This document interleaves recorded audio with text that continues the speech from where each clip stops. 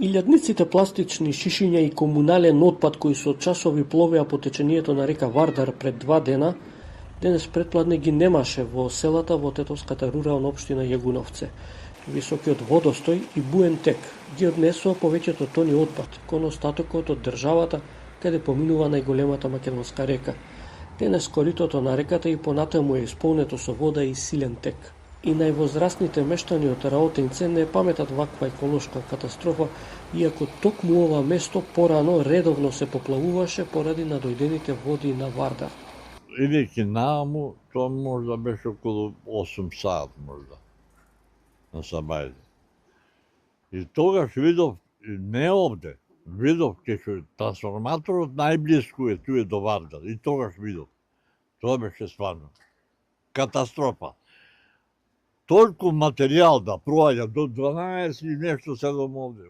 Мештаните се категорични дека овој отпад, претежно пластични шишиња, е дојден со намерно истурање во реката или ако надојдените води повлекле складиран смет од некоја дива депонија близу коритото.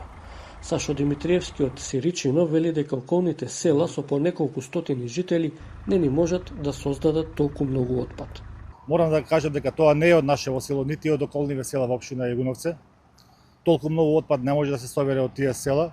Не дека нема несовесни граѓани, сигурно има несовесни граѓани, ама најверојатно тоа е од некој збирен отпад од некаде или од поголемиве градови, каде што бил собран и така наеднаш е пуштен. Министерството за животна средина во соопштение како причина за оваа појава посочи на незадоволителното ниво на комунални услуги од страна на операторите, особено во руралните средини. Во овие подрачја е евидентно присуство на помали или поголеми диви депонии на јавни површини, за чија санација и контрола се надлежни единиците на локалната самоуправа и општинските инспекциски служби.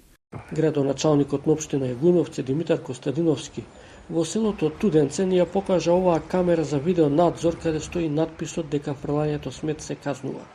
Собирањето смет не е проблем во селата и е редовна процедура која лесно се прави поради малиот број на жители, вели тој.